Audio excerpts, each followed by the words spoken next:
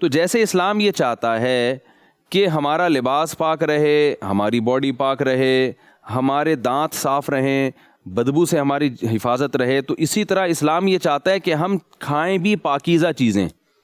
یا ایھا الرسل کلوا من الطیبات, اللہ نے پیغمبروں سے کہا کہ آپ بھی اور اپنی لوگوں کو, اپنی امتیوں کو بھی بتا دیں کہ پاکیزہ چیزیں کھاؤ. پاکیزہ چیزیں یعنی جب ہم کھائیں گے تو وہ چیزیں بھی پاک ہونی چاہیے. ڈاکٹر تو کہتے ہیں نا سبزی دھو کے کھائیں, صاف کر کے کھائیں, یہ بھی ضروری ہے. لیکن جو پاکی ہے, طہارت ہے, وہ ایک ظاہری ہوتی ہے اور ایک معنوی ہوتی ہے. معنوی کا مطلب یہ ہے کہ آپ اگر سبزی چوری کر کے کھا رہے ہیں تو بے شک آپ 6 دفعہ اس کو ڈیٹول سے دھو کے کھائیں, وہ ظاہری لحاظ سے تو صاف ہو جائے گی, مگر اس میں باطنی گندگی ہوگی, وہ حرام ہے, وہ چوری کر کے کھا رہے ہیں آپ.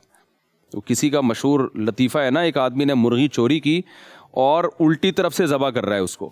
تو کسی نے اس سے کہا بھائی اس طرح سے ذبح کرنے سے تو یہ حرام ہو جائے گی. تو جواب میں کہتا ہے بھائی پہلے کون سی حلال ہے, میں چوری کی مرغی ہے, ادھر سے کاٹو ادھر سے کاٹو. تو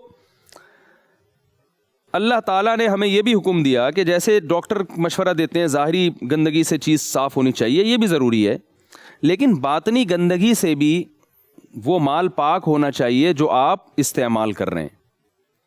باطنی گندگی کی اسلام نے 2 قسمیں بیان کی ہیں, جس کو فقہا کی اصطلاح میں کہا جاتا ہے الاکل الحرام اور ایک اکل الحرام. یہ ذرا ٹرم مشکل ہے, میں اس کو آسان انداز میں بتاتا ہوں.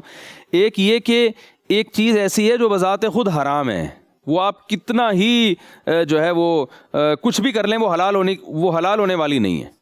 جیسے ایسی چیزوں کا گوشت کوئی شخص کھاتا ہے جس کو شریعت نے حرام قرار دیا, مردار کا گوشت حرام, جانور ذبح نہیں ہوا, اس پہ اللہ کا نام نہیں لیا گیا, یا کوئی خدا نخواستہ کتے بلی کا گوشت کھانا شروع کر دیتا ہے, تو حرام گوشت جسے کہتے ہیں, تو یہ بہرحال حرام ہے, چاہے آپ حلال پیسوں سے خریدیں, چاہے آپ اپنے خون پسینے کی کمائی سے خریدیں.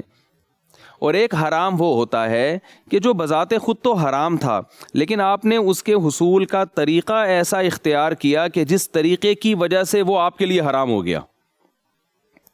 مرغی کی مثال میں نے آپ کے سامنے دی.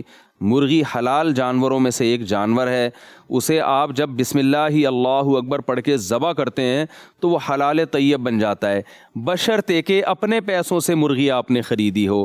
اگر یہی مرغی آپ نے چوری کر کے خریدی ہے تو آپ اسے آب زمزم سے دھوئیں, آپ 100 دفعہ اللہ اکبر پڑھیں اس کے اوپر, اور کسی بہت بڑے عالم سے, مفتی اعظم سے, بہت بڑے بزرگ سے اس کو ذبح کروائیں. یہ حلال ہونے والی چیز نہیں ہے کیونکہ چوری کے پیسوں سے خریدی ہے. ہمارے ہاں پہلی قسم کے حرام کا تو اہتمام کیا جاتا ہے. کسی کو آپ خدا نخواستہ کتے کا گوشت کھلا دیں, کتنا بڑا چوری کیوں نہیں ہوگا, وہ کبھی نہیں کھائے گا, بولے گا حرام ہے میں نہیں کھاؤں گا اس کو. آپ اس کو بتائیں بھائی ہم نے بڑی زبردست ڈش بنائی ہے, اس میں نیمبو نبی نچوڑا ہے, اس کو بہت خوب بہترین طریقے سے کوئلے میں پکایا ہے, وہ چور بھی کہے گا بھائی یہ حرام ہے, میں حرام نہیں کھاتا. تو بھائی یہ اس قسم کے حرام کے بارے میں تو آج مسلمانوں کی سمجھ میں آتا ہے, اور یورپ میں جا کے بھی بڑا خیال کرتے ہیں یہ حلال ہے یہ حرام ہے. لیکن حرام کی دوسری قسم وہ ہمارے معاشرے میں اس کا خیال ہی نہیں کیا جا رہا. کسٹمر کو دھوکہ دے کے جب آپ پیسہ کمائیں گے, اس پیسے سے جب آپ مرغی خریدیں گے, حلال گوشت خریدیں گے, تو آپ بتاؤ وہ حلال گوشت آپ کے لیے حلال ہوگا؟